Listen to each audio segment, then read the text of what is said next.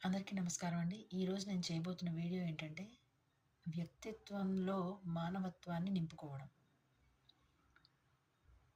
వ్యక్తిత్వంలో మానవత్వాన్ని నింపుకోవడం ఏంటి అంటే, ప్రతి మనిషికి వాళ్ళకి పర్సనల్‌గా ఆహ్, ఒక క్యారెక్టర్ ఉంటుంది కదా! దాంట్లో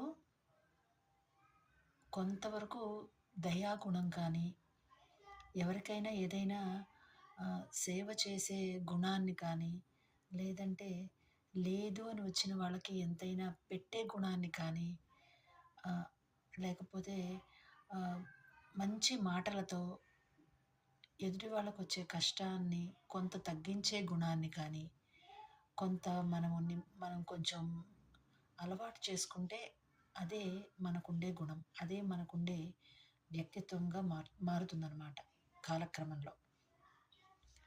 ప్రతి మనిషికి ఆహ్, దేవుడు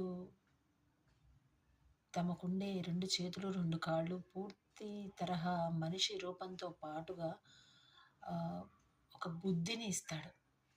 ప్రతి మనిషికి పుట్టుకతో కాకపోవచ్చు. పెరిగే క్రమేణా బుద్ధి అనే ఒక గుణాన్నిస్తాడు. ఆ గుణము మనము దానిని వాడే పద్ధతిని బట్టి మన ఇప్పుడు మనం చెప్పుకున్నాం చూడండి క్యారెక్టర్ అని, అది ఏర్పడుతుందనమాట.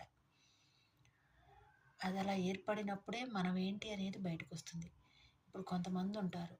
వాళ్ళకి స్వతహాగా దయాగుణం లేకపోవచ్చు. కానీ ఏదైనా డిజాస్టర్స్ వచ్చినప్పుడో, ఏదైనా వైపరీత్యాల్లాంటివి సంభవించినప్పుడు మాత్రం అయ్యో పాపం అనే ఒక గుణం ఉంటుంది. అది ఒక 10% బయటికి వస్తుంది. వాళ్ళకి హెల్ప్ చేద్దాం, వాళ్ళకేదైనా సాయం చేసి వాళ్ళని గట్టెక్కిద్దాం అని.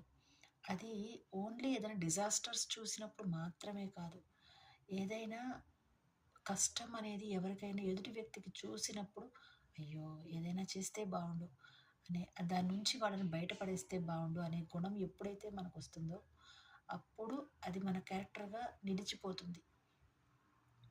ఇప్పుడు సపోజ్‌కి ఏదైనా జీవి ఉందనుకోండి. ఆవు అట్లా ఏదైనా జీవి ఉంటే, ఓకే. ఇది సాధు జంతువు ఆహ్, అని ఎలా తెలుస్తుంది అంటే, ఆహ్, దాని గుణం అది.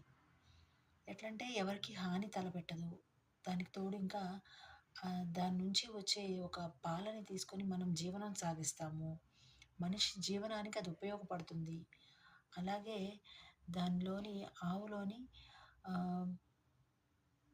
ఆహ్, సకల దేవతలు ఉంటారని అంటారు కదా! అలాగా